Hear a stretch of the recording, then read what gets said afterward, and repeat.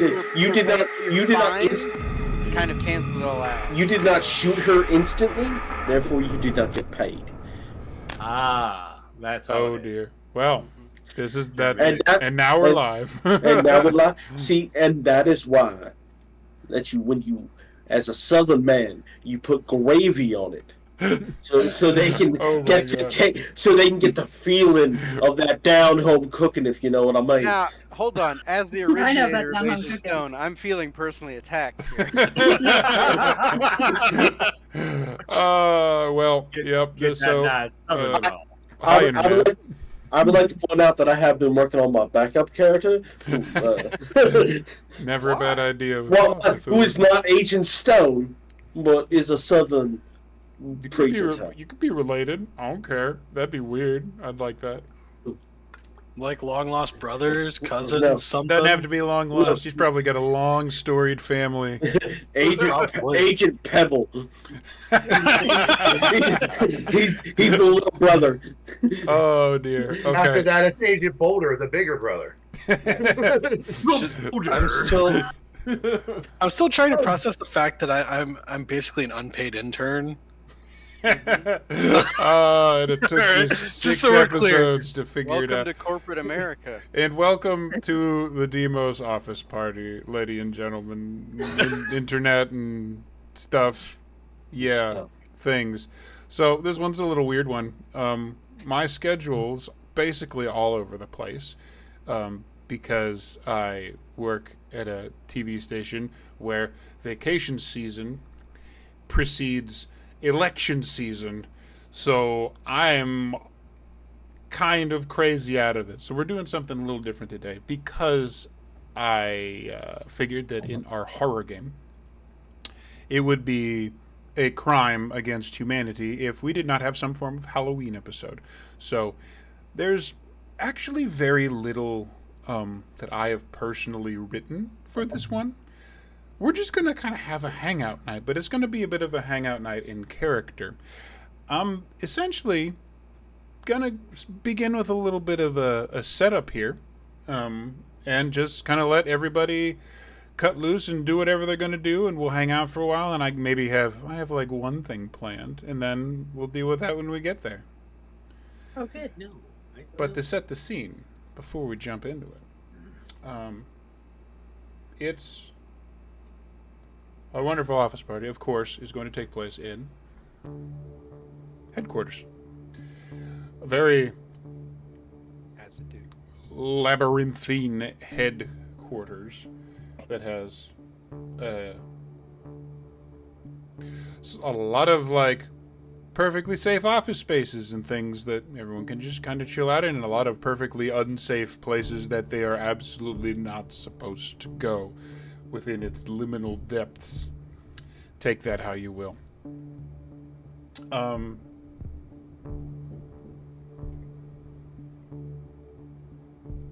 In office area, I think it's office room B6 was where it was designated, probably. Sank my battleship. Everybody just finds this very simple little room that they have been directed to go to if they want to go to the party. Honestly, you just have like a little Halloween space. There is a bar that is like actually set up. There is no bartender. There's nobody actually in the room except the people who will be attending this party. There is a substantial amount of alcohol present should those people wish to partake, and water and soda and whatever else too. Is there Red Bull? Yeah.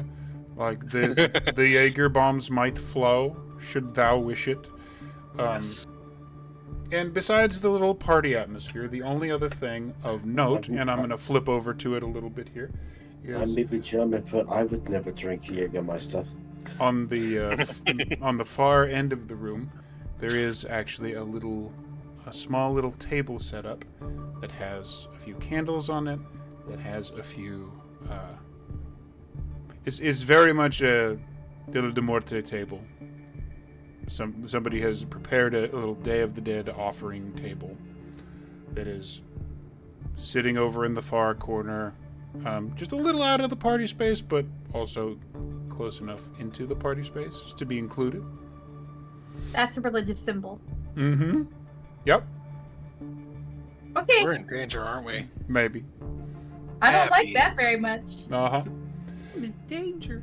But there is a little table set up, and those of you who walk in would see a piece of paper that is actually it's one of those series of papers that is stuck to the door that you can rip off and take with you. What the hell is that? Basically, it says, it's just a note. A little short 3-paragraph note that I will read that will basically set the stage for everybody at this party. You walk in, it says, "Welcome employees to the annual DMOS Halloween party. Our employees have it hard.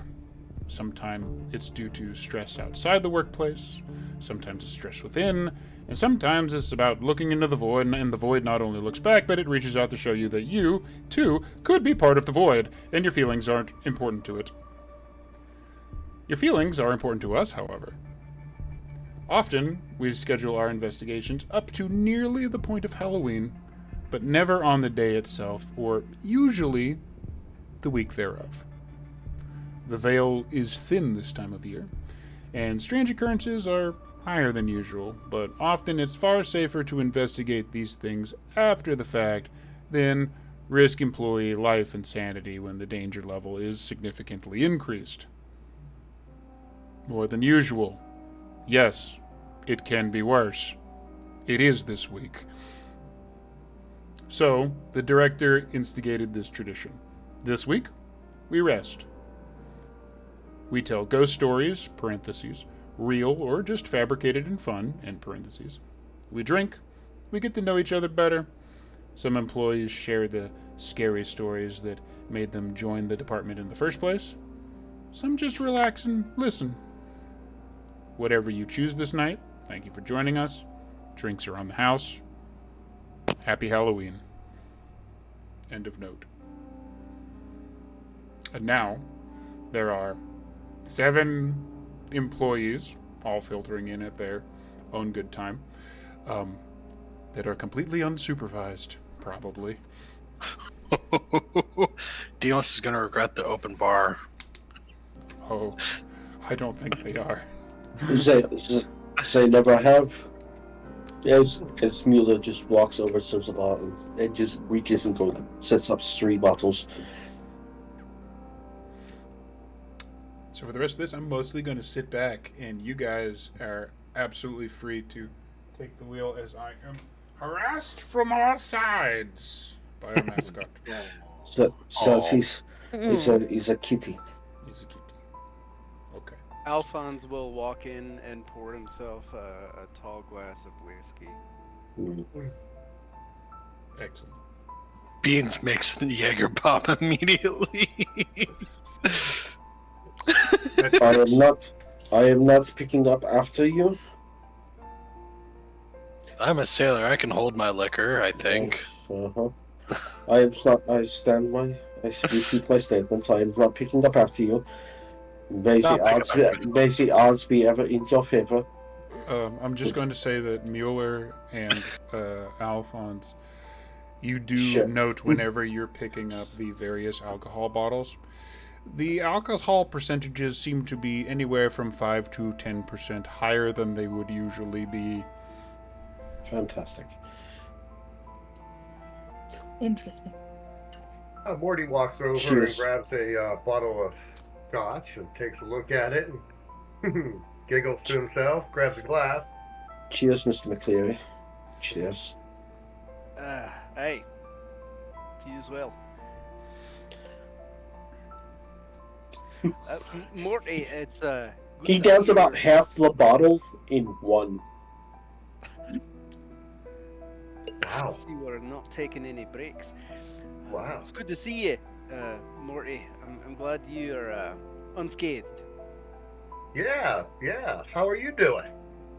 Better. And as you can see, the bandages from the burns from the previous mission are now pretty much gone. The skin might be a little pink and scarred, but otherwise seems to have healed pretty well.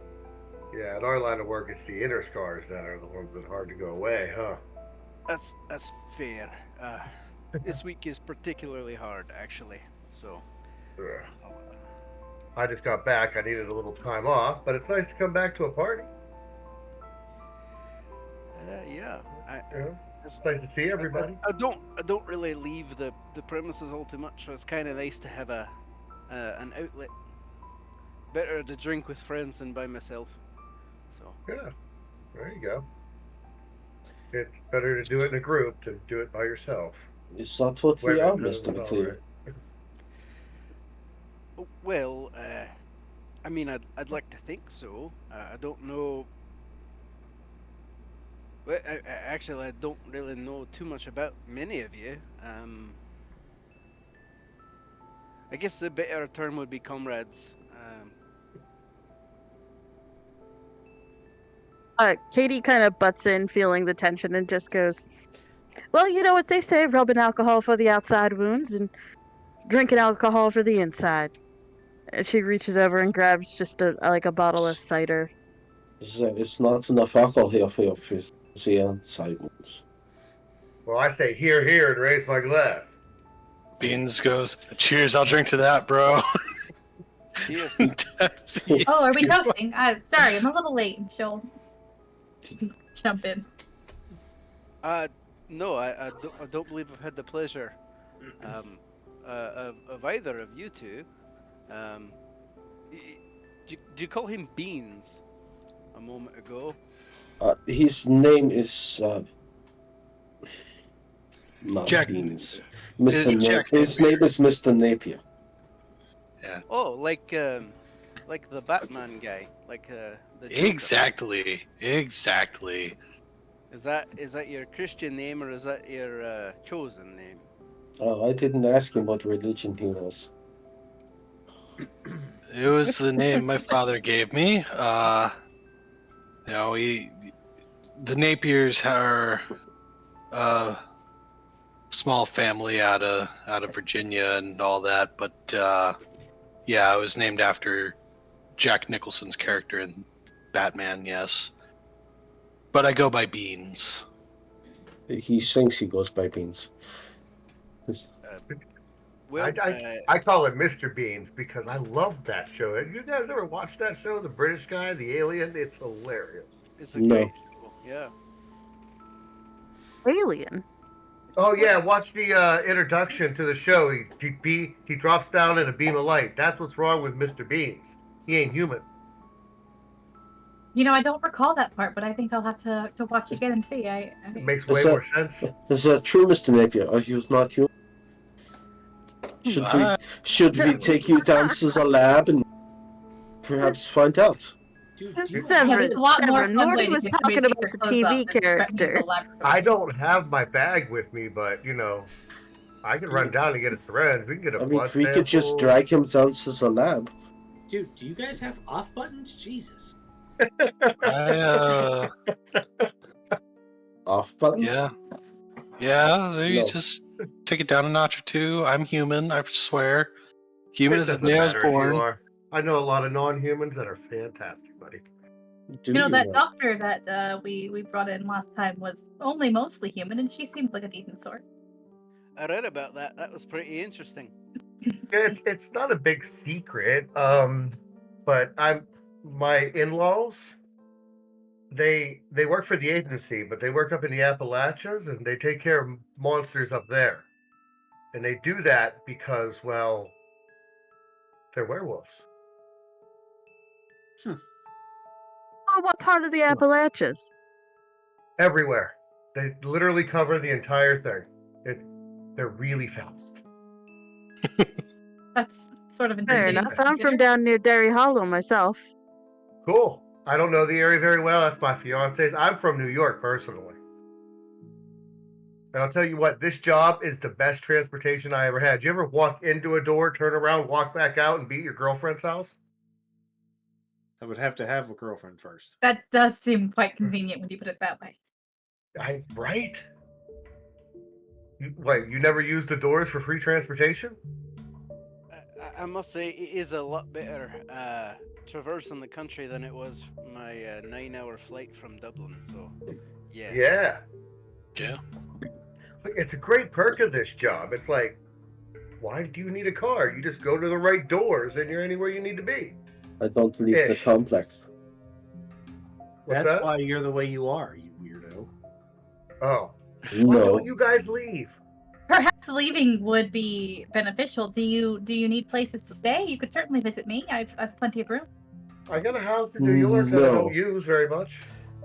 See, Oh, then you want to stay there?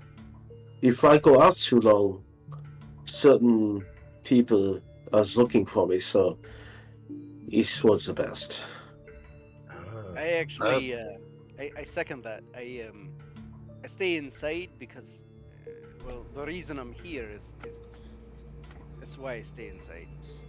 As McCleary is saying that, you literally feel your left pocket get slightly warmer. My left pocket? Oh, fuck, I don't. Okay, I wasn't ready for that, but I'll put my hand in my pocket. Why not? There's 2 very warm coins in your pocket. Oh, fuck you. I'm intrigued. Wait a minute, is he Oh, that boy. kind of coin? I will keep my hand in my pocket knowing what they are, but not.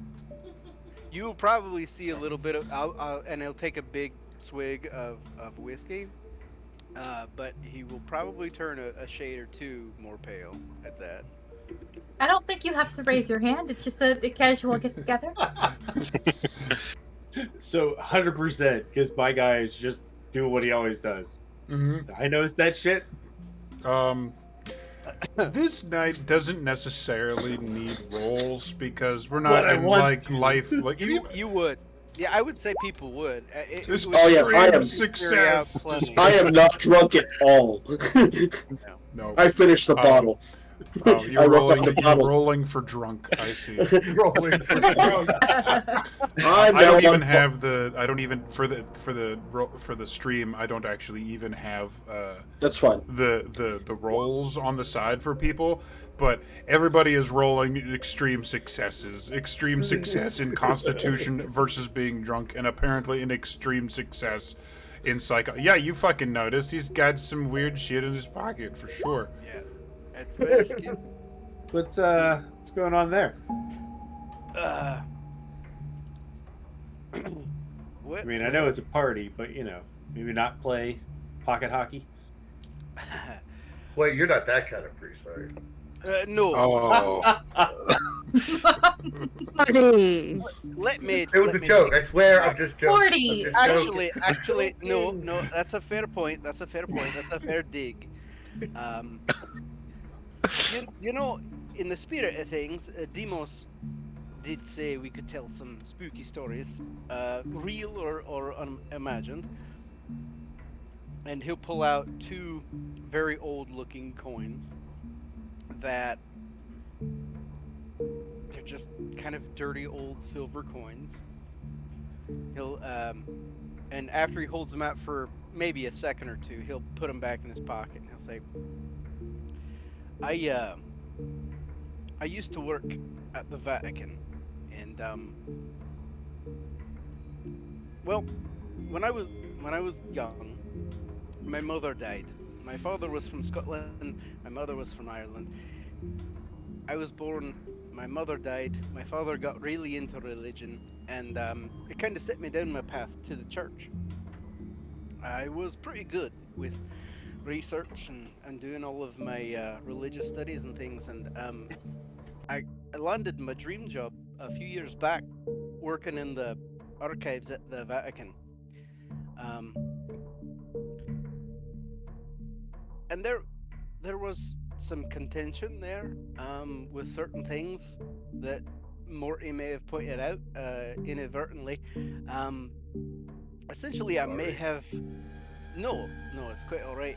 I may have angered a few people, a few of my superiors, and I was a little vocal on certain displeasures that I had with the church itself, and for that I got reassigned to what I thought at the time was a much better research position in the old archives, the ones that they don't talk about. Like there's the secret archives, and then there's the others, and I got to go there. Inadvertently, through some of my research, I might have stumbled across things that I shouldn't have, and well, to make the story a little bit shorter, I'm here evading something that I called forth from somewhere that I'm not familiar with, out of a book that I found there.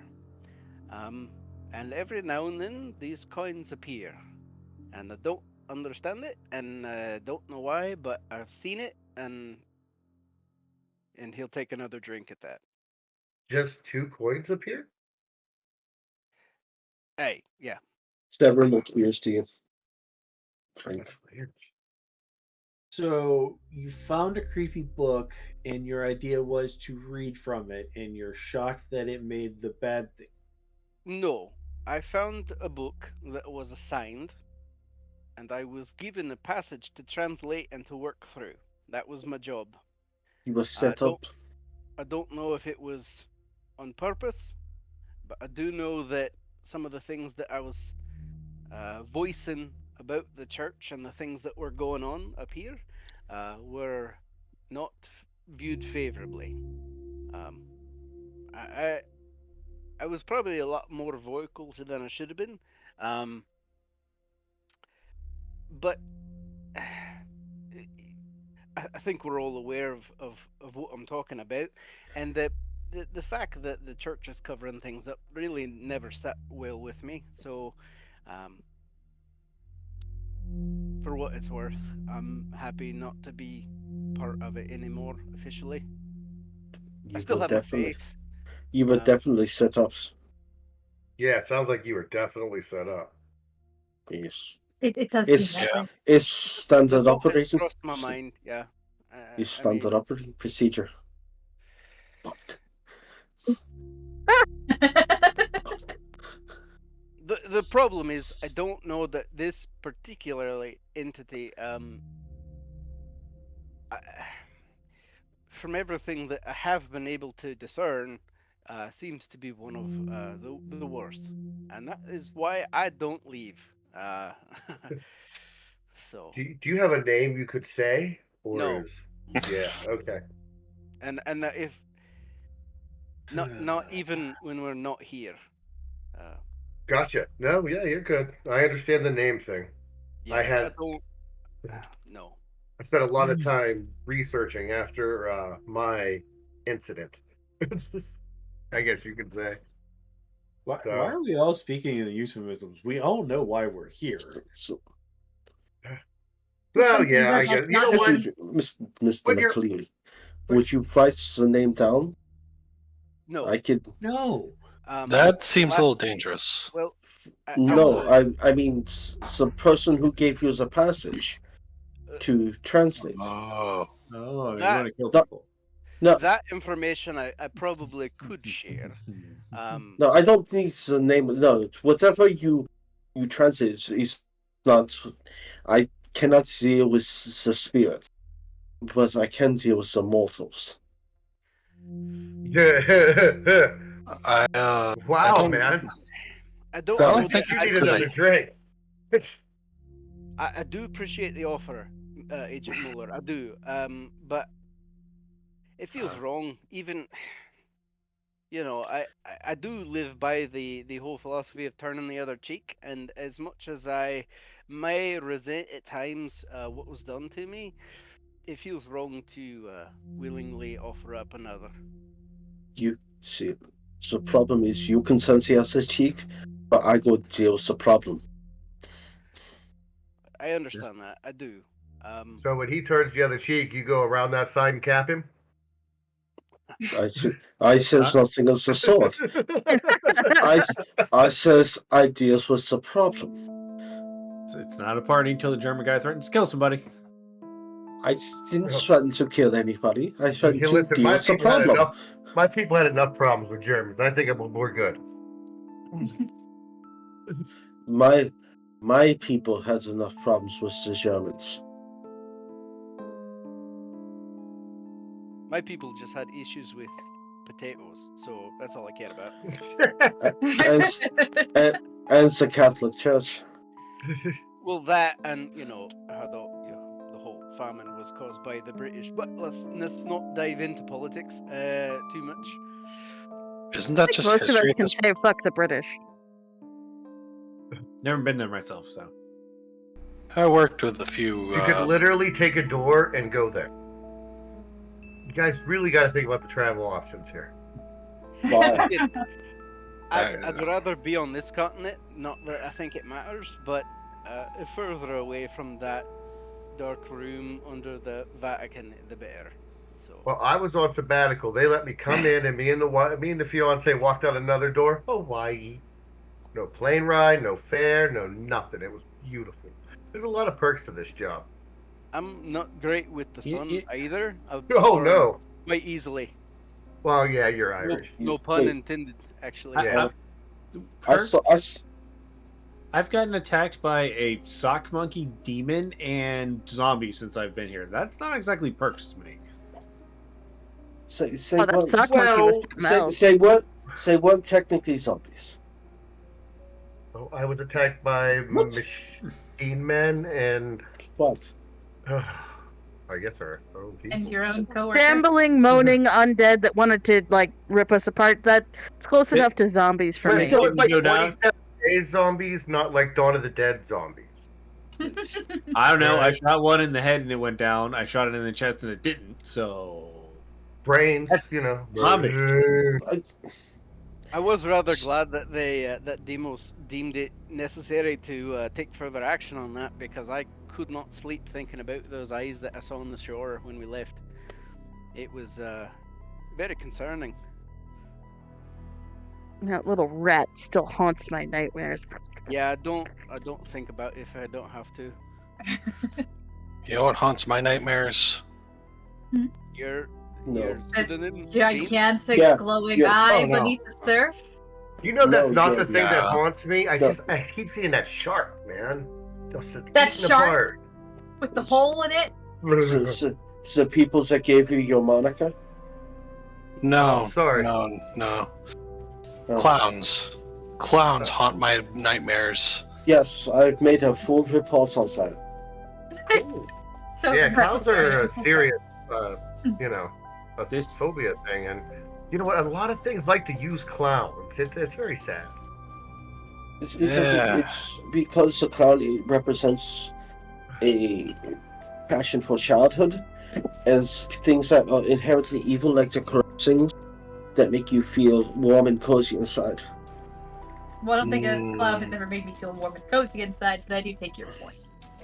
I don't know. No, there's only one clown that makes you feel warm and toasty inside, and that is McDonald's after you eat a warm apple pie. I can't even go to McDonald's without feeling some type of way. I'll be honest. Burger King's better anyway. Well, I imagine most of the times it has something to do back in the 80s with Ringling Brothers and Bonham and Benny Circus. So it has very, very few bozos, the clown. And with the hair and all that, and then people got a hold of it and turned it into nightmare fuel, so as they say. I always thought it was killer clowns from outer space. Again, no, that's one game I won't touch. Again, it all comes from the Ringling Brothers, and so they was the big attractions for the clowns, and then some clowns have very dark urges. Yeah. I don't know if you guys recall. I think it was, goodness, almost 10 years ago now. But people were dressing up as clowns to intimidate people on the streets. It was certainly a thing at home in Texas. I heard about that. Yeah, they it were was doing making it headlines. in parking garages here. A lot of people got shot doing that stupid crap. crap. Yes. That was certainly an adventure. I did there were a number of related deaths in my town, but also a number of stories of those clowns who people thought were just, some guy in a costume that seemed to be a bit more, even just in the regular news. When was this? 2015, 16? Yeah, Something like that. somewhere around there. Oh, no wonder. Okay. I was in Fallujah, so. Look. Yeah, they didn't do that down in my parts. There's much scarier things in the woods there, so. No, I've heard that. And that, I see, can't imagine. stories like that make me happy that I spent most of my time in libraries, because I don't recall that. And I don't remember that happening where I was at, so. Oh, it Yeah, was I a got terrifying to, time for me. I can't tell you how many times I had to work on some stupid schmuck with a camera trying to scare people. And we're in New York City, people. You don't do that. So many people just shot and killed over it. And then, the investigation has to happen and all this over some kid wanting to be YouTube famous. Ridiculous. There's nothing worse than that internet culture of watching people play video games. Fucking no, right? Hey, There's a I whole like watching generation video I games. don't- Who said that? Yeah, kids these days, I suppose. It's these days. I wouldn't know. Back I'd like to know less. But speaking of the scary things in the woods down where I'm from, y'all want to hear my story of how I ended up here? Heck Of course. yeah. Yeah. It's not too traumatic to share, of course. Real quick, are the coins still in my pocket? Do you check? Yeah. No. Damn it. Have another drink, it'll help. I feel like you gave him way too much power. It's so I good. do it on purpose. It's No, kind of it's how we so play. much power. So, like I said, I'm from Appalachia. I'm from down in good old West Virginia, in a little hollow. And I grew up, I don't talk about this much, but we've all been through a lot together at this point. I grew up just on the edge of the woods in my grandmother's cabin, and, well, less of a cabin, more of a cottage, but she always told me, don't whistle after dark, don't look out the windows after dark, and whatever you do, if something calls your name out in the woods, no, it didn't. So, I went through a rebellious teenage phase, like most kids in small towns do, where there's nothing to do. You go out into the woods, you drink down by the river. I was with a group of friends, doing just that one night. Stayed out a little bit later than we should have. And I don't remember a whole lot. But we heard a voice. We all said it sounded like someone different. I said it sounded like my grandma. Another friend said it sounded like her mom. Another friend said it sounded like her sister. But all of those voices were telling us to go home. And we were just about to listen when that voice turned into a growl. And the next thing I know, I'm running as fast as I can out of those woods, and I'm covered in my best friend's blood. They never found much of her. And they tried to say all sorts of different things. Mountain lion. But there's not really many mountain lions around there. And they certainly can't say your name. Now, my grandma swears it was the Wampus Cat. Came up out of the river, snatched her up, dragged her into the river. And I can't say for sure, but I'm pretty sure I tried to fight back. And that's what started me on the path of researching everything that goes bump in the night. Had a whole blog on the internet. I thought I had everything tight so that no one would know who I was. Aliases, pseudonyms, the whole thing. Burner phones.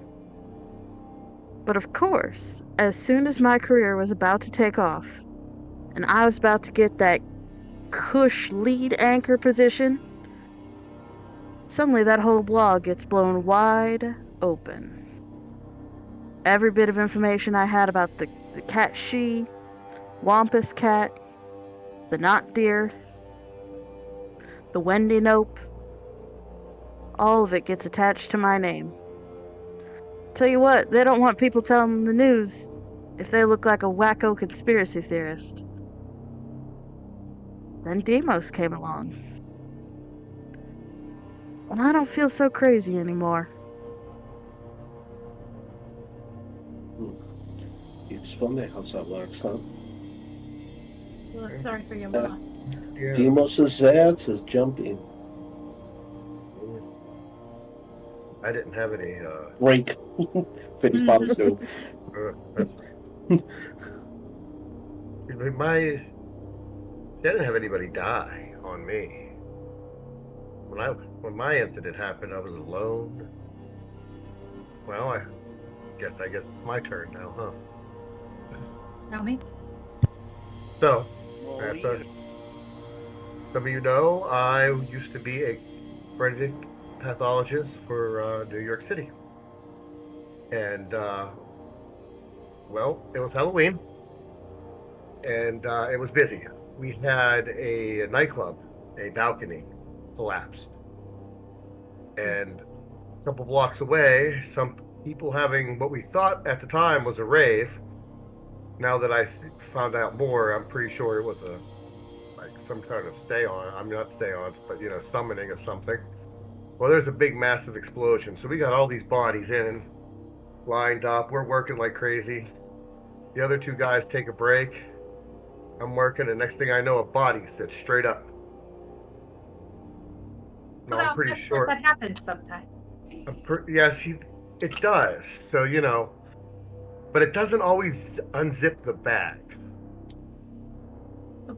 No, I don't imagine it does. And there was this lady, older lady with like half her face burned, no arm, part of her chest blown up from the seance. She looks at me and I fly back against the wall. She walks over, she opens up a few bags. She gets to this one young lady, and she just, this black, like stuff, liquid but a gas. It's weird. Goes right into the girl's mouth. Then that body falls, and the girl gets up. And that's when I blacked out. I was told that I didn't see that. I had to spend time in a psych ward for 6 months. I lost my job, but I wasn't wrong. So I spent the next 5 years researching. Then I got in with these weird guys doing Bigfoot stuff up in the Appalachian Mountains. And I almost got killed by something. I don't know what it was. But out of nowhere, this big freaking wolf came out of nowhere, and I'm like, I'm fucked. And then it looks at me. I swore it laughed. And ran away. I get back at the bottom of the mountain. And I'm giving the cops to report, and this girl and her 4 brothers show up. And, well, long story short, she worked for the company, and we're engaged, and now I work for the company. Not a good storyteller. The werewolf thing for her, well, that's hereditary, apparently. Oh, interesting. I didn't know.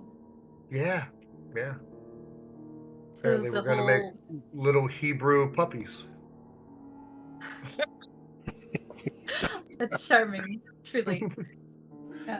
Does that mean the whole bitten by the werewolf, how the moon thing is fake, or No, Hollywood? there's actually so many different kinds of werewolves. Oh. I don't really know what the name for hers is, but it's old Irish family, and they just always on. been. From what they figured out is somebody tried to curse them and then screwed it up, and so they become wolves, but they have their minds. They can think. They're completely themselves in their heads. Must be nice. Yeah, Seems right. like a better option. Not all monsters are bad. Can I go next? I don't believe you need to raise your hand, Mr. Again, Just I the hand raising is killing. me. Yeah, I'm yeah, fucking that know. done. There's a You know lot of what? people You've, talking.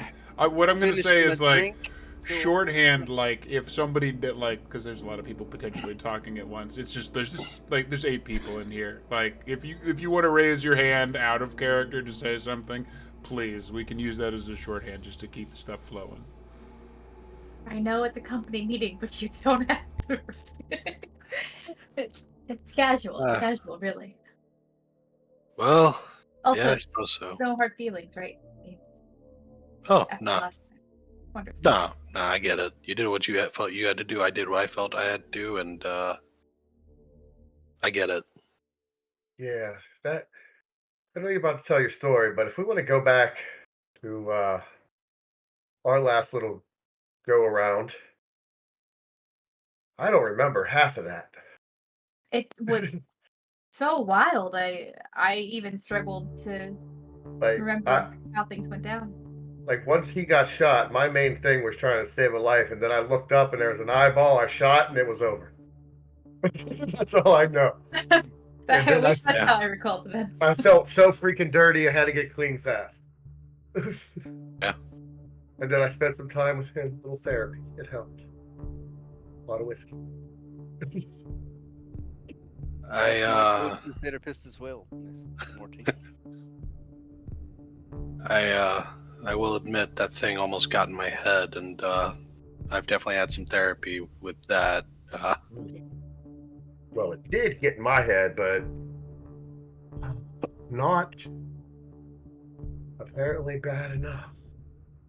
So, from what I understand, a former colleague was not influenced by the creature, right? From everything you said. It wasn't trying. I don't think it was trying to influence us. I think So it was just trying no to get a one- message. Yeah, so no one was under its influence. I don't know. Head. I don't No, think so. it seemed No. the only one who really struggled with its attempt to influence us was the doctor. So I don't believe it was trying to influence you. I More believe like- it was just trying to communicate. The doctor, flawed as she was, decided to go against humanity. Yes. Yes, I believe so. Point of note. There are 2 doctors in this conversation, and I think you're both talking about different ones. We are, in fact. Yep. One was the guide that was Dr. Howie. with Dr. Yes. Yep, Howie, that was with you as a guide that may or may not have had gills, which is what Confirmed. Did have gills. confirmed did have gills, which is what she is talking about, and he is talking about former colleague. Yes, I believe I said former colleague when I He did. read it. He did. Well, I Probably was easier to refer to her as the deceased, I mean, for clarity's same- sake. it's the same thing. well. Former colleague, deceased. We have a No, job to you do. both said doctor. There are No, multiple doctors. I said the former colleague when I started this.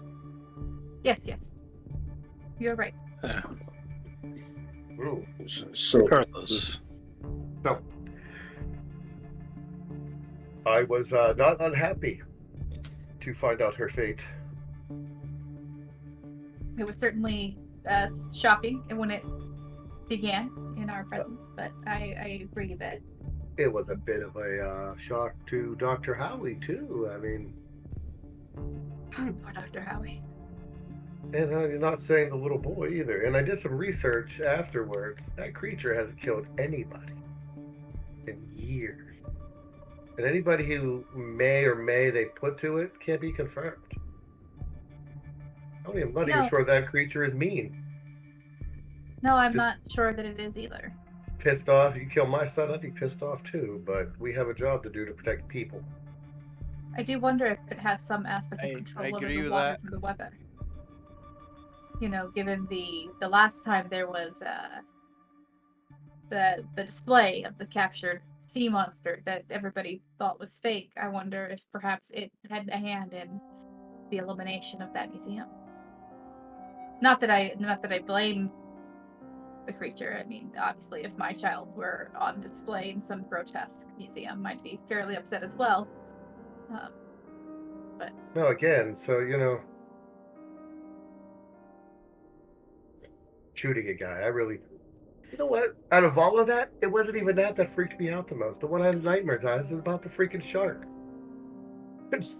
I'm so sorry. It's not funny, but you're right. No, the shark was something else. That was when the fear really set in for me. Because you looked at that bite and predicted the size of the creature, and then there was a boat stuck on the water. I thought for sure there was no way we were saving either that fisherman or his son. I was thinking about it beforehand. If we didn't see that shark in that big bite and we just saw the creature, it probably would have been 10 times worse if we just saw the creature. We might have made it if they'd already captured the monster as far as anybody would have been concerned then. Yeah. I wish that the shark bite or even the creature would plague my nightmares once in a while, in truth. Fair enough. What does plague your nightmares? Glad you asked. Yes, but there's a reason behind that. You see, when I was a child. Damn it, I'm sorry, guys. I was a young warthog. Sorry. When I was a young warthog. Thank you. When I was that up. Stop now. I'm going to get more alcohol. Keep going.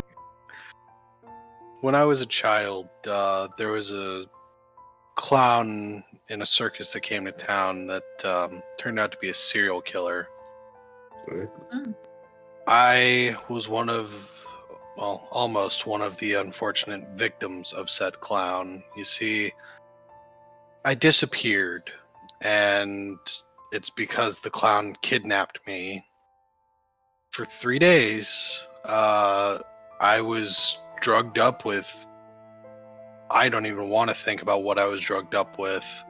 Hallucinogens of any and all kinds were mixed together in a cocktail and given to me. I was terrified. That clown fed on the fear.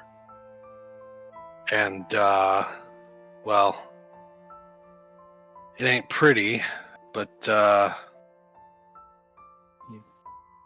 that kind of effect really sticks with you. So I've been in therapy in and out for years dealing with all that trauma, and unfortunately I've also seen what happens when someone is shall we say hypnotized with those same hallucinogenic agents to do something crazy. And suffice it to say, clowns are a weak point for me. I would say so. Stay away from McDonald's. Yeah, I try to avoid it like the plague. That's horrible, buddy. I don't know if we're allowed to say that we avoid things like the plague anymore, given American response to COVID. Fair. Clearly, we don't avoid anything like the plague, even another plague. Yeah, but I will say, I've seen, as far as DMOS goes, I've seen some interesting things, I think, as a side result of all the hallucinogenic agents that I was pumped full of for 3 days. I've seen spirits and such. And I've had some weird encounters over the years, especially in the Navy. That's where things pick up, and they say the CIA recruits from the armed service branches just casually. I'm pretty sure they also experiment on them too. Just a feeling I've got. I can just confirm. I can neither confirm nor deny. CIA is It's CIA speak.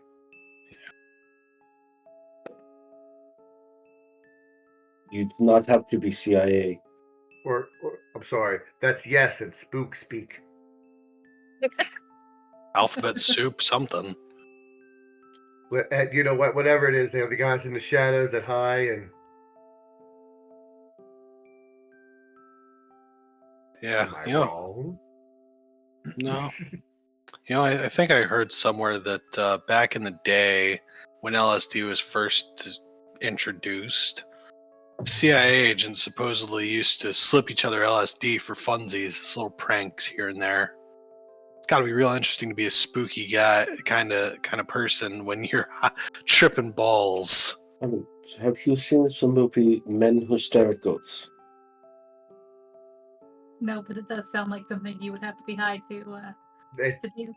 It is a comedy based on that kind of What the hell's logic. his name? Pretty boy. What's his name? Clooney. It's George Clooney, Brad Pitt. Yeah. I must have missed a step somewhere. What movie are we talking about? The men who stare at goats. That's exactly what you're talking about. They made a movie about it. Yep. Huh. They made it a comedy. But LSD it's a movie. Well, there was a much different culture around some of the drugs that are considered extreme nowadays, depending on the time period of these things. But think about the actual remedy of Coca-Cola being a drug to solve sore throats and things, and then evolving into a soda with drugs in it, and then suddenly a soda without drugs, that because they're highly dangerous. Or giving housewives what was it for hysteria? Orgasms. Also speed. Yes, speed's the one. Also orgasms. You're correct. But no, speed is what I was thinking of. In fact, thank you. It's too hard to get all of my work done in one day. I have to take care of all of these things. Oh wow, you seem stressed out. Have some drugs. And it's just a very different, situation. I imagine it was a funny joke to slip your coworker some LSD at the time. Just so we're clear, the vibrator was in fact created to treat hysteria in women by inducing orgasms. And the chainsaw was created in order to help childbirth. Yes. Fun facts of history. The more you know. See, I just have like the dude from LA Noire, Doubt. Oh, I know it doesn't seem very real, but it was to help because the pubic bone was often in the way of childbirth. So... This is truly the best game that we've ever run. Sorry, my apologies. Like the maxi pads were really band-aids in World War II. Then the women and stuff saw that they were way more easier than the stuff they had, or something like that, and then boom, now they have pads. See, that one I knew. Yeah, that's the only one I know. Oh yeah, there used to be a truck driving around during World War II giving donuts with hot girls and donuts. Cool. That seemed like a great way to increase morale. Donuts are awesome. Here's less. I think she was more referring to the hot ladies, but that's what I got from it. Nope, donuts. Yeah. Sure. Now I'm thinking about goats and some fun beans lore here that's less depressing than my traumatic history. Whoa. I've headbutted a goat before and won. Oh. That doesn't. I don't believe you. Judging by the That- fact that you purposely call yourself Beans, I'm gonna say you didn't win. Yeah, I But have it to. sure explains a lot, doesn't Yeah. You it? I man do suddenly survived. feel like I understand much more about you. Yes. Yeah, you have to- survived. It's a difference. Yes. That does not mean you won. I No, I considering the alternative, I do consider that kind of a win. no. Maybe not it for is- us, but for it's not. him. I Can agree you with still Mr. do math Ross. without using your fingers? You've definitely lost that match. No, the goat fell to its little knees and ran off. Went back That in the doesn't- pen. That doesn't mean Are you you. sure? Is that just Yeah. not what you That just- how long passed were you out unconscious dreamed? See, Mr. Napier, that is called a victory lap. You know, I can maybe add a little bit of that to that. Not about goats per se, but just fun little facts. Oh. I don't want to hear anything about your sheep. No, no sheep. Well, you know why they wear kilts, right? It's a different kind Daddy. of cloth color. It's a different Because the kind of zipper cloth. scared the sheep. 7, 6. This is only okay because you I've heard this you are shit. the person I think I know besides maybe Relic that wears a kilt more. Yeah. You can't see it, but I have my Clan Lindsay thing right above my computer. It's okay, I'm a Mick. No.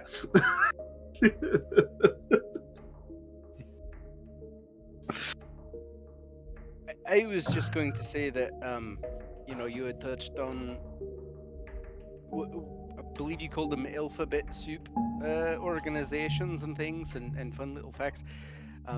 Not sure what everybody's familiar with, but I can confirm that the Vatican has a secret service type group called the Entity.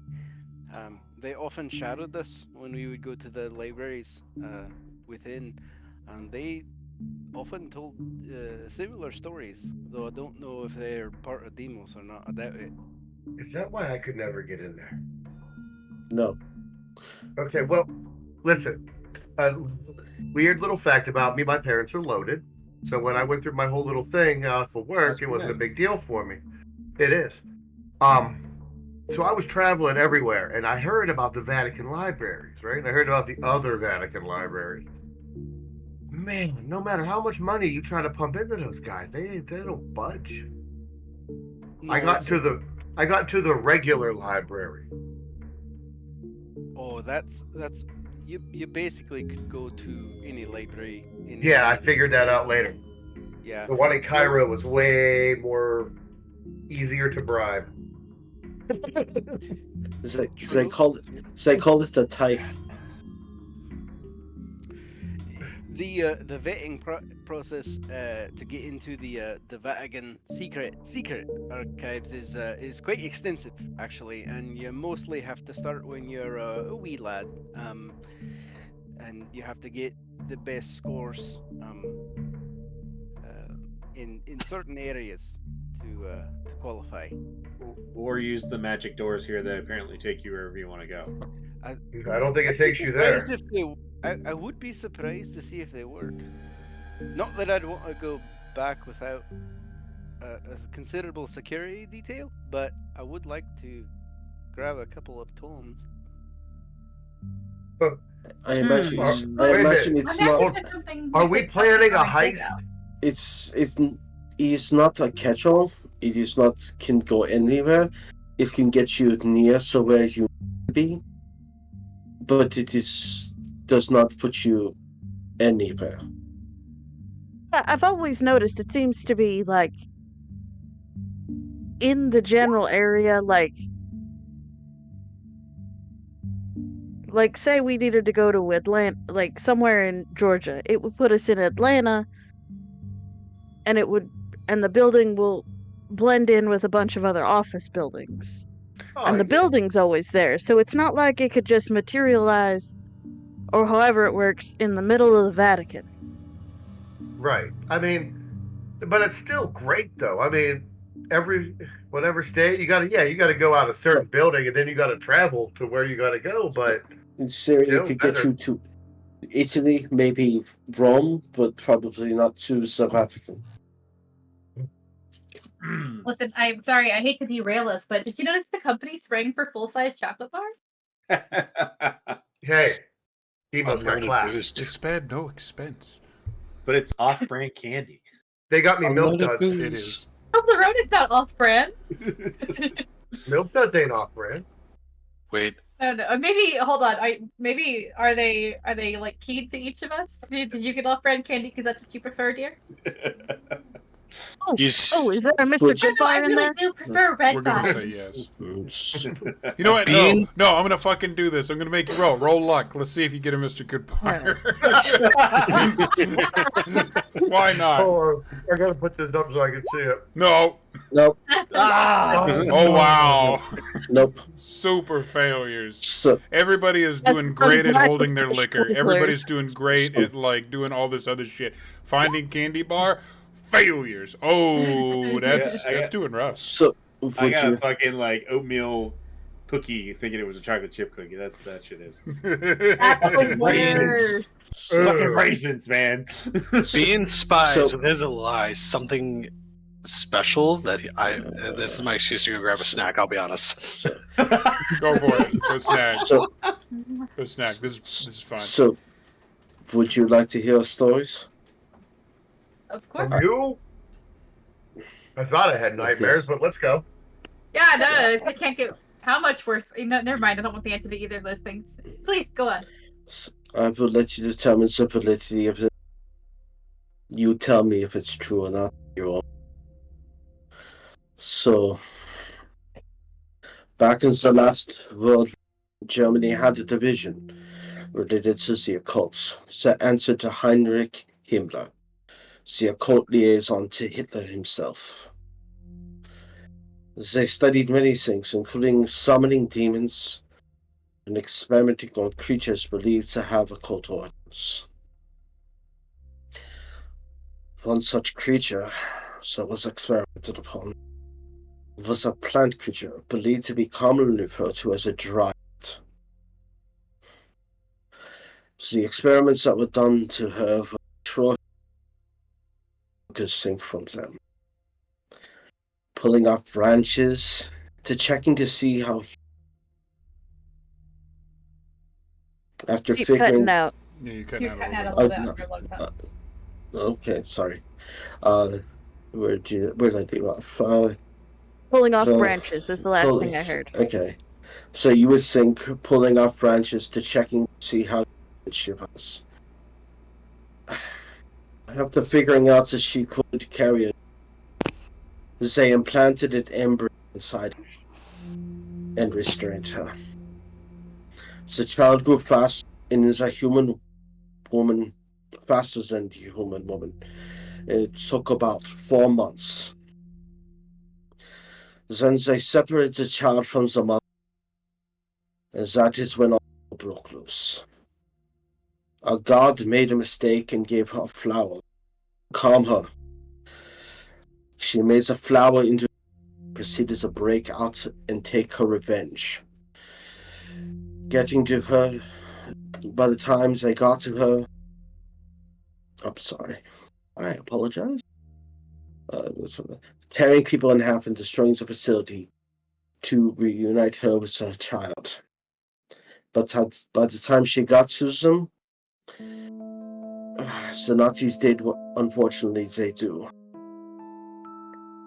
Her rage was unbearable and heard far and wide through the trees. Since the legend goes, she disappeared into the forest with her child and still holds a grudge against the people that imprisoned her. When the Allied forces, Germany, there were reports of German soldiers ripped apart with their entrails strewn out. And some reports say they saw men dead in the air with what appeared to be a tree impaling them. With no explanation of how they came to be there, there was no conceivable way, for at the base of a 20-foot tall tree lay a German man who had now become its root system.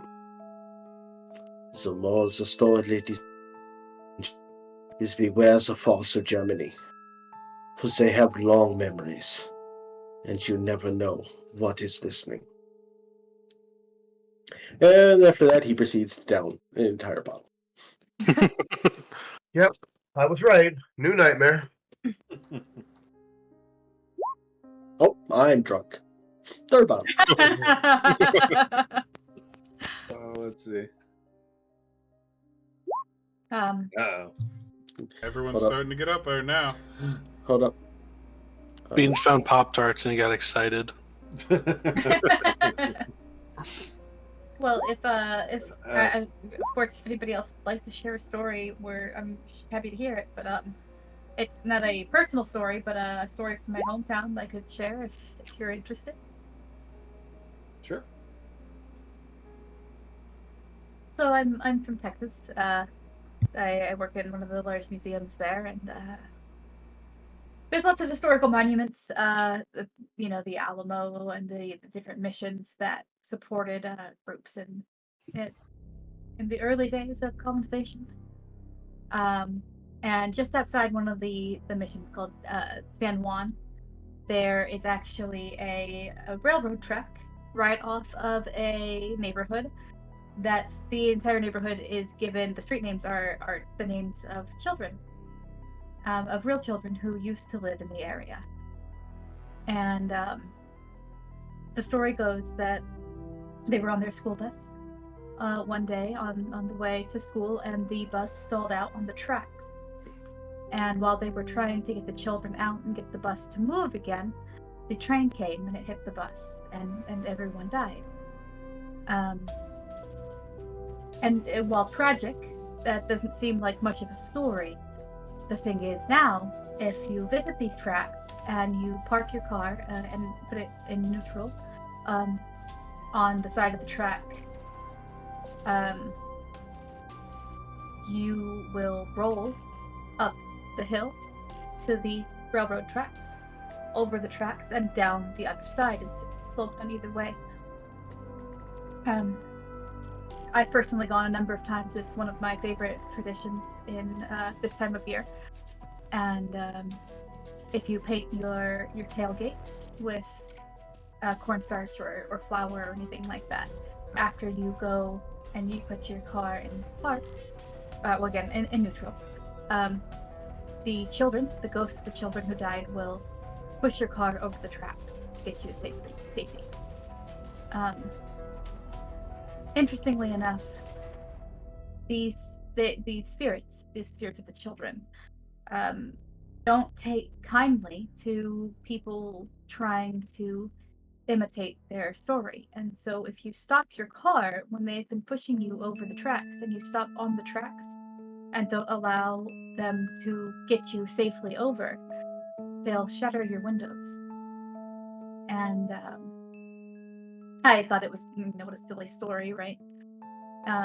But as I said, we've ridden taken our car over this hill of tracks a number of times, and it was actually one time I was sitting on the tailgate of a truck with the bed down, hanging our legs off the back, me and some friends, dumb children, doing dumb children things, and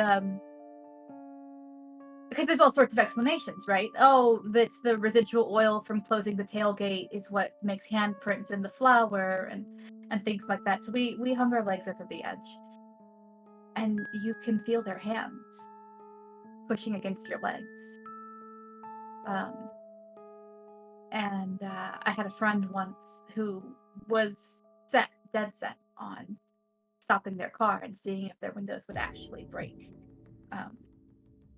I can't report back to you on that. Unfortunately, I hadn't heard from them again since then. That said, I don't recommend it. But as a casual stop on a fun haunted evening, it's quite the adventure to see your car pushed up a hill over these tracks. There's stories about it being a religious school and things of that nature, and that perhaps it was some sort of act of the devil or something of that nature. But the fact that it works and that you can see the hill goes up to meet the tracks makes it quite an interesting adventure. Yeah, that actually sounds kind of interesting. Scary, and I don't want to do it, but interesting. Oh, I never thought it was very scary until I felt the hands on my legs. And then I didn't feel so much like doing it again. Yeah, I've definitely had that. That's fair. I've had that experience. It's weird. It's wild. When I was young, my dad would tell me the story of the Hellfire Club. Has anyone ever heard of that place in Dublin? No. Oh yeah. They were kind of like an occult type club. And when I finally got to my post in the Vatican, I thought I'd check on the validity of some of the stories, and turns out most of them were true. But there was, they would hold black masses and do all sorts of things. And one of the stories that I remembered was that one night they had an unknown man came to the club, and he gained admittance, and he wanted to play games of cards with the people there, and he would challenge each member and ask them questions the whole time, where are you from, what you desire, that sort of thing. And it wasn't until one of the members dropped a card and looked down and saw cloven hooves or feet that they realized it. I believe that one was true. So I think there's a lot of stock in some of these old folk stories, for sure. That's very concerning to me because there's not to interrupt if you were not finished. No, I my drink is empty. I'm gonna get some more.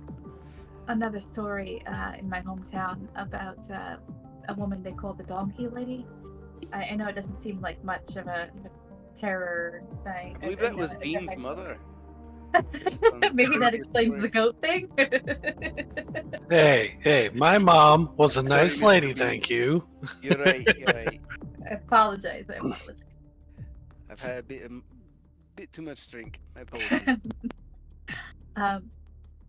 There was a little girl, and her parents didn't have much money, but they always did their best to give her whatever they could. A happy birthday, a charming Christmas, whatever the case may be. But one year, she didn't want anything except a pony. She says, I don't want a birthday cake. I don't want any other presents. I just want a pony. It's the only thing I want. It's the only thing I'll ever want. I don't care if I have to wait 2 or 3 years. I want a pony. And her parents said, okay, we'll do our best. We'll make it happen. And so this little girl's going to school, and she's telling all her friends, and she's so excited. My dad's going to get me a pony for my birthday. I can't wait. I'm going to have a pony. It's going to be wonderful. It's going to be the best thing that's ever happened to me. I'm so, so excited. And her birthday comes, and she does not get a pony, and she's very upset. Her parents said, I'm sorry, honey, we've got you this cake and some small gifts, but we'll have to try next year. There just wasn't a pony in our price range this year, and I know that's what you want, and so that's still what we're trying to do for you. And so she was sad, but understood, and she was still telling her friends, oh, I'm gonna have a pony, I'm so excited. There weren't any ponies for sale this year, but maybe next year I'll have a pony. And her parents start to get really excited as the next year, her next birthday comes. Her dad is very secretive and very excited.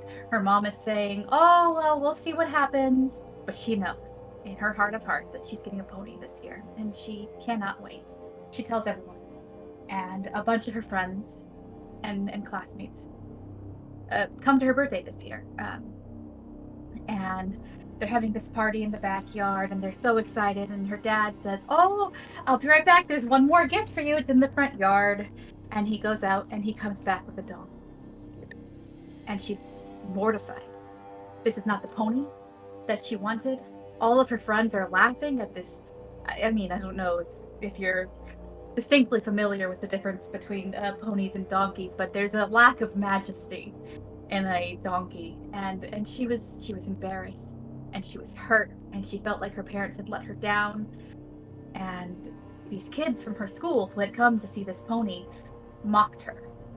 They laughed, they pointed, and they made fun of this baying creature. And the girl was very upset. And she left her own birthday party. She ran away off into the woods to go cry. And they cleared out the party, and time passes. But over time, despite being made fun of at school and things like that, she does grow fond of this donkey. She discovers that despite not being a pony, they got her a saddle and she could ride the pony.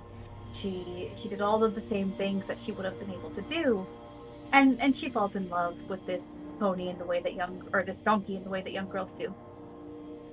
But she's still being made fun of, and the kids at school are getting worse and worse. They start to drive past her house at night and yell out the windows, donkey lady, and they bay out the windows, the way. And it just got worse and worse. She had to change schools, and it wasn't enough. Again, they knew where she lived. They came by, they harassed her, they threw eggs at her, they did anything they could to make her miserable. But one day she was out with the donkey walking, and somebody pulled up in their car, and they were yelling at her and screaming and making fun, and they started throwing rocks at her. And in order to take shelter, her and the donkey disappeared into the woods. And these boys chased her, and they continued to throw rocks and things until she and the creature were both hurt. And something happened then. I don't know specifics. Now that I work here, I'm sure that there were specifics we don't know, but something changed, and she became one with the donkey, an amalgamation of human and creature. And the next time that people came by to make fun of her and yell out their windows, this creature, part donkey, part woman, came barreling out of the woods and attacked them. And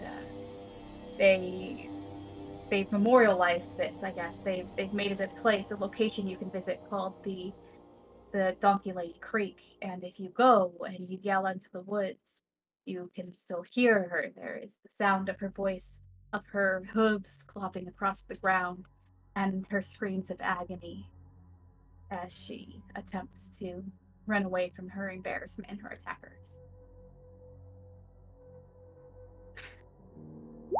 Kids are fucking mean. Kids are terrible. Fucking kids suck, bro. That kind of reminds me of the Jersey Devil. I'm unfamiliar. So the Jersey Devil is a tale from the Pine Barrens of New Jersey. Basically, in New Jersey, the forests aren't the same. They're like specifically pine trees, Okay. which makes them extra dense and extra dark. Well, deep in the Pine Barrens of central New Jersey, there was supposedly a witch. She lived in a stone house, and she did the normal witch things that all the stories say. Captured children, ate children, cursed people who bothered her. But then the story goes that, as they say, she had Congress with the devil. And I'm not talking about politicians. And when the child that came of that was born, it set the entire house ablaze and burst up out through the chimney, and it had wings, and it had like a human torso and a human face with horns and hooves. And it's supposed to still roam the Pine Barrens, sometimes gobbling up children, or dogs or cats. Generally, people blame it for, when their animals get out and get eaten by something. And the agency has really looked into that one. I don't think it's a case I'd like to be on. Don't giggle like that. I don't like that at all. Good. So I'm only briefly going to pop in here for a moment because I want to ask a question. Normally we would probably have taken our break already, but I do know several people in this chat have to get up early the next morning. So, without intending to interrupt anyone or cut anyone off for the spooky stories that might happen tonight, did anyone else have anything to share so I don't cut you off? Because it seems like a real good time for me to do the thing that I was going to do, but I wouldn't be considerate here. I was trying to figure out a segue to do my backstory. If Go for it. Go for it. Okay. I used the cloven hooves to do Donkey Lady. I'm sure you'd be like, well, that's a great story. Actually, I got here by. I could piggyback off the ex-priest thing. So I've always kind of been good at reading people. And it took a while before I realized that it wasn't just I can read people, I could literally read people. And you learn things pretty quick that you don't mess with certain things. The Ouija boards, I think, was the dumbest idea anybody ever had. Oh, I don't mess with those. Yeah, why do you give a bunch of teens a way to communicate with things that you shouldn't want to communicate with? So first time that I really realized I could, do stuff, I was hanging out with my friend 3 or 4 streets away from where my girlfriend at the time was, and he's playing Halo or something, and I know she was out with her friends, but I didn't know what she was doing. And I'm just like half asleep watching him try to beat some legendary mission that he could not do. And I passed out for like 5 minutes. And I saw was my girlfriend's room. And I saw her friend crying, her sister like holding her friend, and my girlfriend just looking just agape. And I see the board, and it's like that weird dream thing where it's not exactly clear, it's like fuzzy on the edges, but I saw like a shadow of like a 9-foot tall dude just behind everybody, just like glaring. And I like pop awake, and I'm like, dude, I need you to take me down to Nikki's real quick. I need to take you to this girl's place real quick. And he's like, why? I'm like, there's something wrong. I need to get there. And she's like, all right, whatever.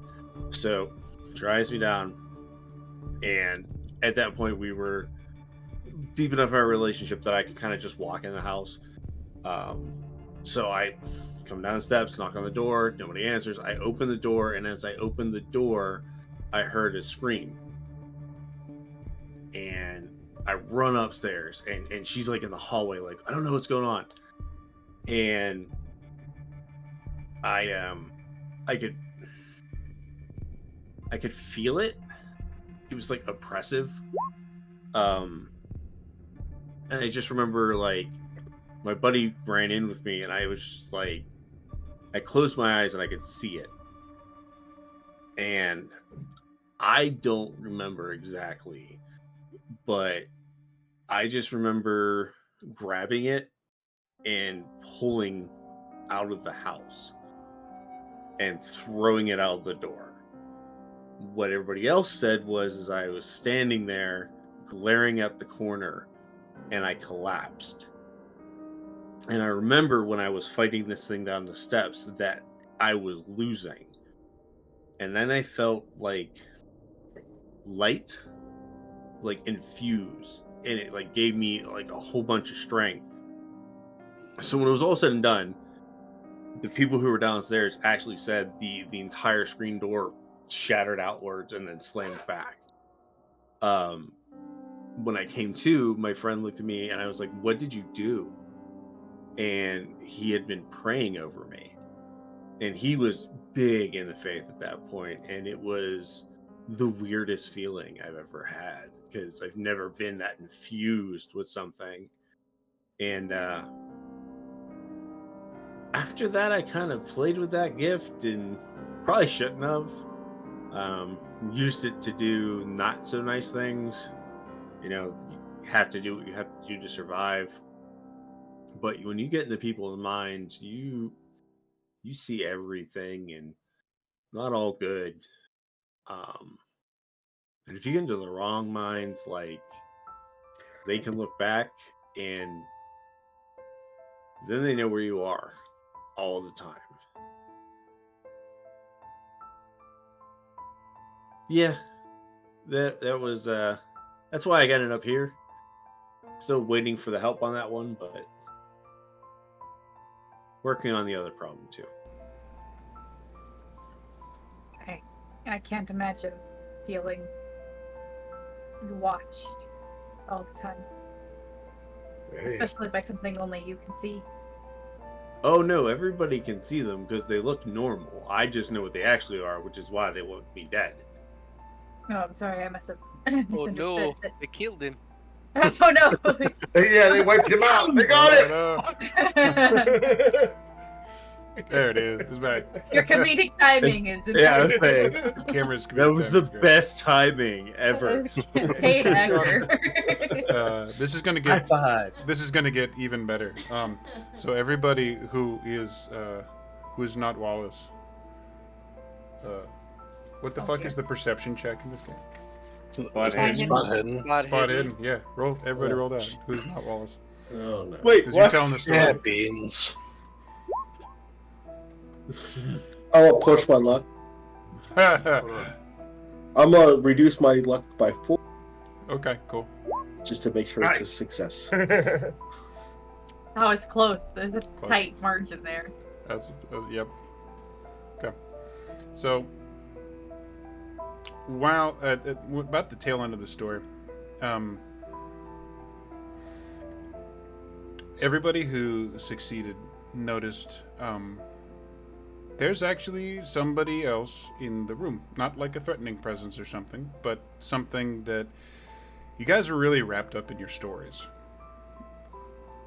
And it really is more along the vibe. It feels like with your perceptions, because some of these are pretty good spot hidden checks, that somebody had just literally like entered the room while you were talking, and you guys were wrapped up and didn't really notice it. The figure's actually over by like the offerenda table. You see like the back of tall male, one arm's kind of up a little bit. Looks like a black suit situation, curly black, like curly longish black hair, like not as long as like my hair, but like a little long. Keanu Reeves. That's actually pretty close. When that story gets finished, he turns around. So says, we are actually working on that. To Agent Russ. When he turns, tall guy.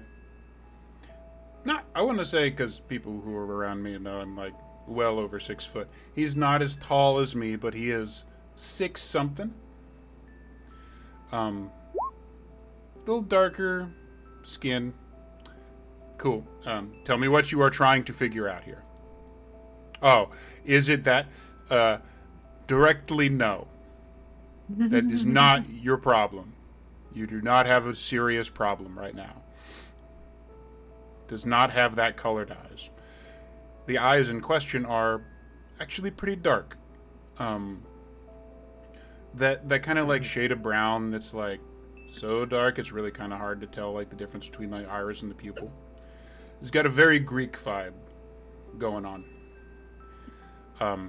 There are a few of you who would know who the person in this room is. Some of you wouldn't, but those of you that do see that you are looking at the director himself. And he turns a little bit more, and the weirdest thing, under his arm, there's like there's a little cat, like literally just hanging out there. The cat is much more notable than the person holding it, even though this is the director. This is this does not look like my cat at all. This is like a fluffy one, like a long hair. Like Dr. Evil. Straight down the middle of this cat, one half is black, one half is white. Eyes are different colors too. One's blue, one's green. Actually puts this cat down on the ofrenda table, and instead of immediately knocking things over, it just like sits down. Seems to be regarding the situation. That is something that we're working on, Agent.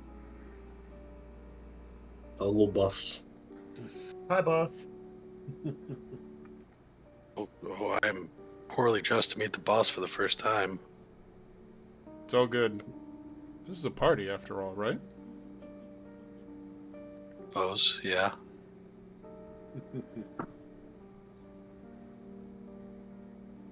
There's like a bottle of whiskey well within arm's reach, and he kind of leans over, pours himself a little cup.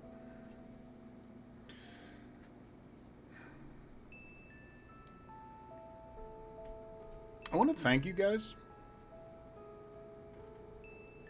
First and foremost. I mean, some of you have been with us for a while. Some of you are brand new. Congratulations, Beans. That was a very interesting interview. Yeah, you're welcome. Thank you. I'm the big boss is making me nervous, I'll be honest. I don't know why. I just I suppose not every day you get tailed to DMOS by some kind of something or other, and it gets handled without your knowing until after the fact. That's because you feel unnerved because, like every other employee in this building, you have some vague semblance of survival instincts. I'll drink to that. Cheers, I'll drink to that. The little note was true. Kind of a hard time of year for a lot of people. And around this time of year, I actually really do recommend that people don't take any undue risks, because as much nonsense as all of you have seen, it can and does get worse around this time. But I did want to check in and see how everyone's doing. It's been hard lately, and I know.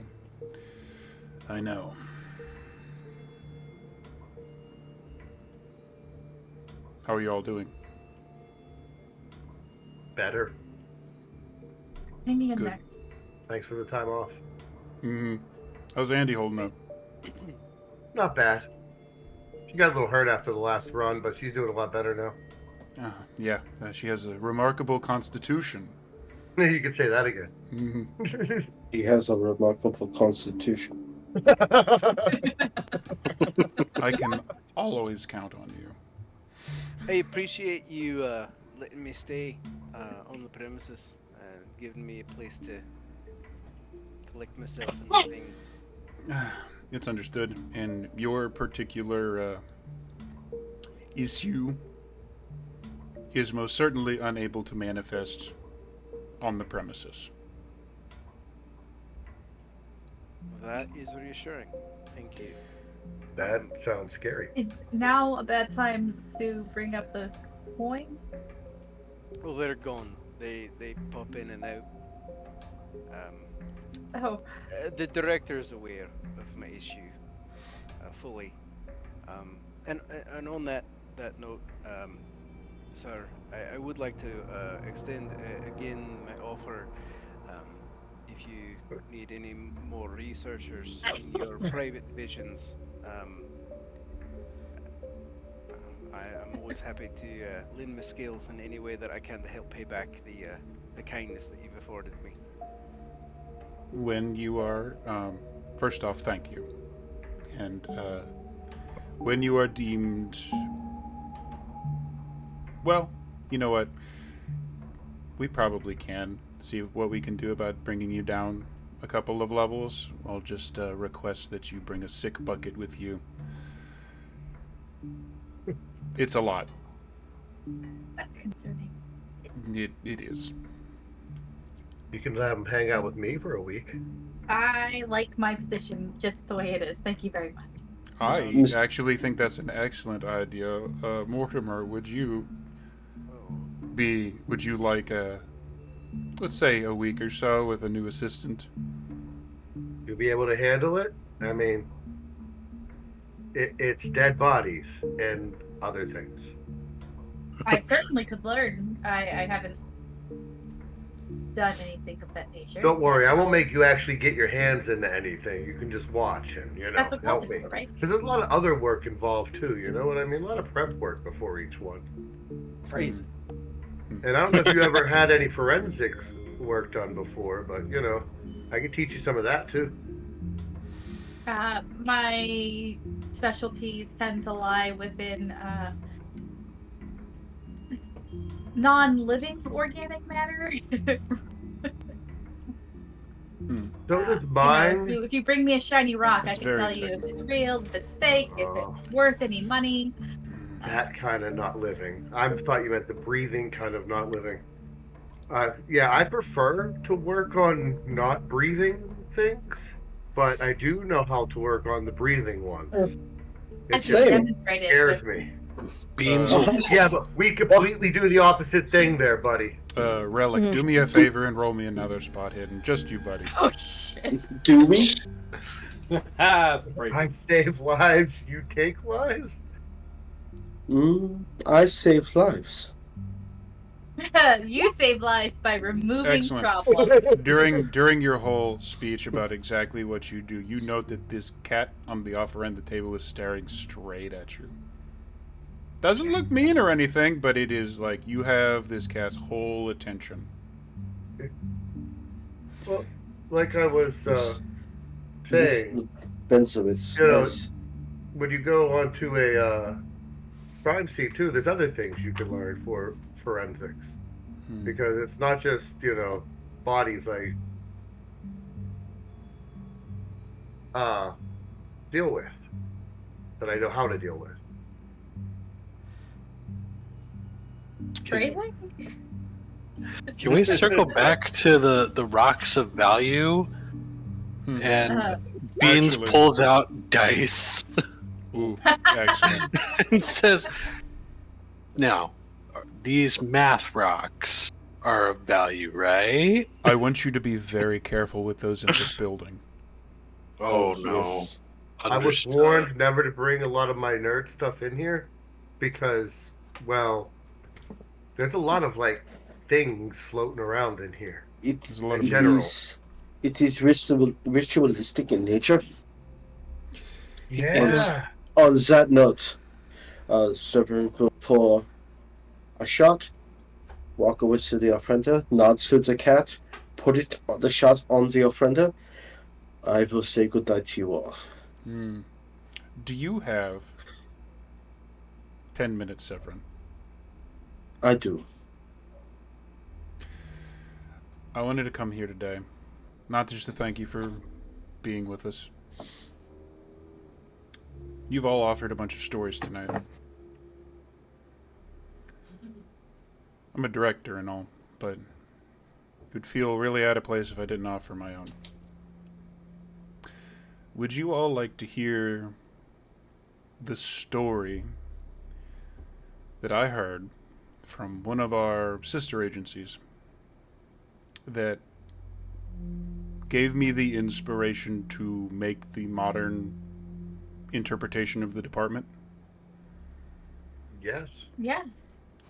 Katie quickly looks for a couch and gets comfy. He reaches into his coat and actually pulls out some pieces of paper. 3 pages, so it's not long, Seamus. I'm thinking of you, buddy. Okay, it's fine. He reaches into his other pocket and pulls forth reading glasses, because I'm there now. Don't worry so much. Again, this comes from one of our sister agencies. I did not write this. This is from them. This is the statement of Nathan Watts regarding an encounter on Old Fish Market Close, Edinburgh. Original statement given on April 22nd, 2012, and it was originally recorded by a Johnathan Sims, head archivist of the Magnus Institute, London. When I found this file, it was labeled Anglerfish.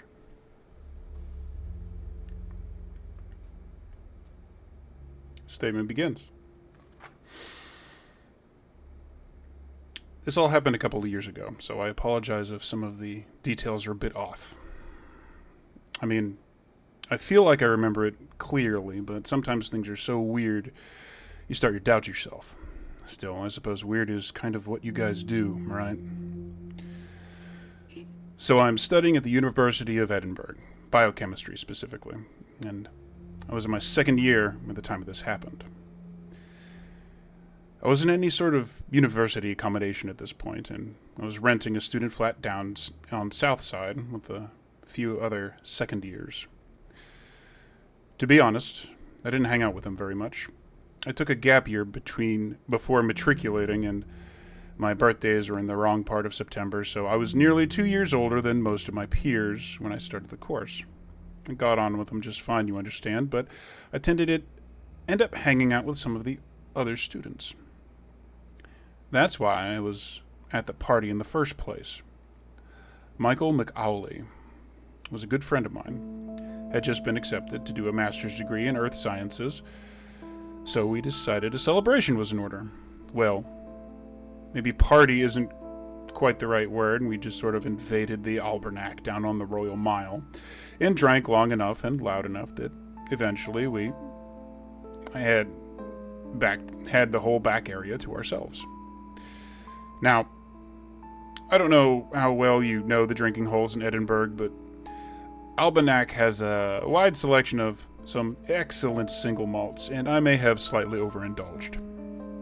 I have vague memories of Mike suggesting that I slow down, to which I responded by roundly swearing at him for failing to properly celebrate his own good news, or words to that effect. Long story short, I was violently ill around midnight, and made the decision to walk the route home. It wasn't very far to my flat, maybe a half an hour if I had been sober.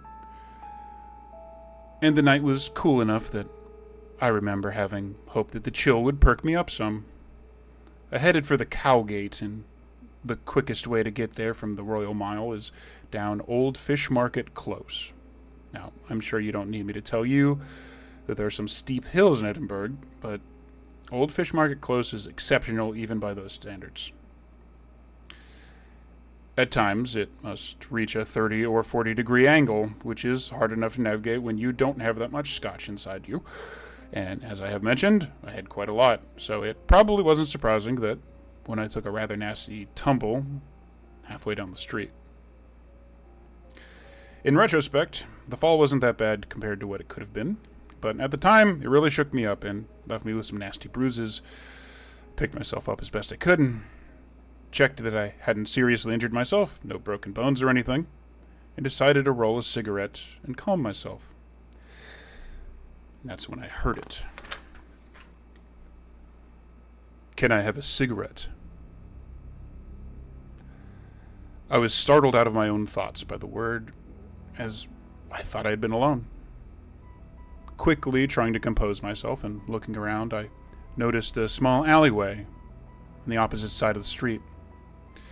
It was very narrow and completely unlit, with a short staircase leading up. I could see a light fixture a little way up the wall at its entrance, but it either wasn't working or wasn't turned on, meaning that beyond a few steps, the alley was shrouded in total darkness. Stood there, a couple of stairs from the street, was a figure. It was hard to tell much about them, as they were mostly in shadows, although if I had to guess, I would have said the voice sounded male. They seemed to sway ever so slightly as I watched, and I assumed that they, like me, were probably a little drunk. I lit my own cigarette and held out my tobacco towards them, even though I didn't approach, and asked if they were okay with a roll-up. That figure didn't move, except to continue that gentle swaying. Writing it down now, it seems so obvious that something was wrong. If I hadn't been so drunk, maybe I'd have noticed something quicker. But even when the stranger asked the question again, "Can I have a cigarette?" utterly without intonation, that I still don't understand why I was so uneasy. I stared at that stranger as my eyes began to adjust. I could make out more details. I could see that their face appeared blank, emotionless, and their skin seemed damp and slightly sunken, like they had a bad fever. The swaying was more pronounced now. It seemed to move from the waist, side to side, back and forth. By this point, I had finished rolling a second cigarette and gingerly held it out towards them, but didn't get any closer. I decided that if this weirdo wanted a cigarette, they were going to need to come out of the creepy alleyway. They didn't come closer. They didn't make any movement at all, except for that damn swaying. For some reason, the thought of an anglerfish popped into my head. That single point of light dangled out into the darkness, hiding the thing that lures you in. "Can I have a cigarette?" It spoke again in that same flat voice, as I realized exactly what was wrong. Its mouth was closed. It had been the whole time. Whatever was repeating that question, it wasn't the figure in the alleyway. I looked at their feet, and I saw that they weren't quite touching the ground. The stranger's form was being lifted ever so slightly and moved gently from side to side. I dropped the cigarette, grabbed my phone, trying to turn on the torch. Didn't know why I didn't run or what I hoped to see in that alley, but I wanted to get a better look. As soon as I took out my phone, the figure disappeared. It sort of folded in at the waist and vanished back into the darkness, as if a string had been gone taut and pulled it back. I turned on the torch and stared into the alley, but I saw nothing, just silence and darkness. I staggered back up to the Royal Mile, which still had lights and people. I found a taxi to take me home. I slept that next day, making sure I didn't have any classes or lectures. I had intended to be sleeping off a night of heavy drinking, which I guess I was, although it was that bizarre encounter that kept playing in my mind. And so, after making my way through 2 liters of water, some painkillers, and a very greasy breakfast, I felt human enough again to leave my flat and go investigate that place in the daylight. The result was unenlightening. There were no marks, no bloodstains, nothing to indicate the swaying creature had ever been there at all. The only thing that I did find was an unsmoked Marlboro red cigarette, lying just below that burnt-out light. Beyond that, I don't really know what to do. I did as much research as anyone could on the place, but I couldn't find anyone or anything that had an experience similar to mine, so there didn't seem to be any folklore or urban legends I could find about Old Fish Market Close. The few friends I told about what happened there just assumed that I had been accosted by some stranger, and the alcohol had made it seem weirder than it was. I tried to explain that I'd never had hallucinations while drunk, and sure, there was no way this guy had just been a normal person, but They always just gave me one of those looks halfway between pity and concern, and I'd shut up. I know that look. I never did find out anything else about it, but a few days later I did see some of the missing person appeals go up on campus. Another student had disappeared, a John Fellows, his name was. Although I didn't really know who the guy was and couldn't tell you much about him, except for two things that struck me as very important. He had been at the same party, as far as I remember. He had still been there when I left. The other was that, well, on the photo that they used for a missing persons appeal, I couldn't help but notice there was a pack of Marlboro Red cigarettes poking out of his pocket. I haven't quit smoking, but I do find that I take a lot more taxis now if I find myself out too late. Statement ends. Director? Hmm. I sounded like the old Greek sirens. Lure you in and... It's not dissimilar. I can see your point. Are you making an assumption, Heard Mortimer? that one before. Yeah. I mean, I know a bit about a bit, and it sounds like it. You're not terribly far off, but to conclude my point so that Mr. Miller can get some rest, and I suggest all of you get some rest. This story stuck in my mind. And I thought that a group of people that prepared well enough could handle things like this in a modern sense. This department's been around for a long time, but this is a modern interpretation of it, and I want to personally thank all of you for caring enough about your fellow man to want to do this. Just remember that before you go out any dark alleys. Not that any of you have experience with dark alleys. Kind of leans back a little bit. No. The cat, without being prompted at all, climbs back up on his arm. After having sniffed the shot glass, flicked its tail once with approval. So thank you. A lot of you have a good night. Good night. You also. And he bows Good night, Doctor. Same to you. and heads out of the room. And Doctor, also doctor. After he's gone. After he's gone. That's the joke. And also with you. Holy crap. Did anybody else see that cat look at me? No? Are you sure? Yeah.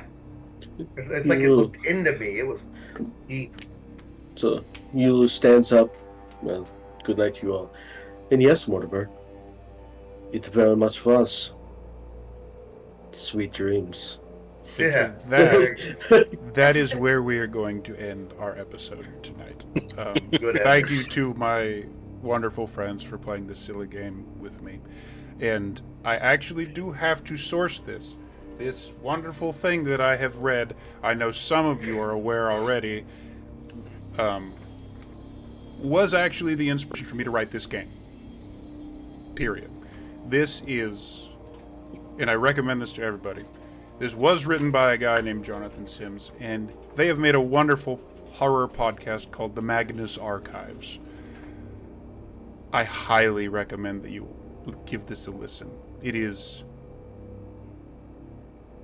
crucial for me having to have made this game. There's also plenty of backlog for you to catch up on. Yeah, there is. That's Yeah. true. Yeah. So much. They're on their second show now, and the first one is 200 fun episodes. Oh, Jesus. You Wow. Oh yeah, They're very good though. Very. they're all like 15-minute long. They're not Yep. like super Yeah. long. And it's not just the stories. There's more going on. But again, you'll see why I enjoyed this if you jump in. So, want to give. We gotta go. I know, Okay. but I just needed to give the credit. I did not write this. This was written by a fantastic human being, like multiple years ago at this point, and they deserve all of the credit for this. Yeah, I also saw the little smirk on Matt's face when I started saying it, like, but That's season 1, episode 1. that's episode 1. Yeah. That's their first Yeah. episode. I think There's it's- more before and after, so it's not everything. They give you context because they also have a fucked up organization that does this shit too. And oh boy, it doesn't ever go downhill. It's a I'm good sure time. that's fine for all of you. Plus, they have great sound design in their episodes. If you listen to Yeah, them, they do. highly recommend. Oh yeah, they do. Yeah. So once again, thank you guys for joining us. I appreciate you. But And can I happy just- Halloween also.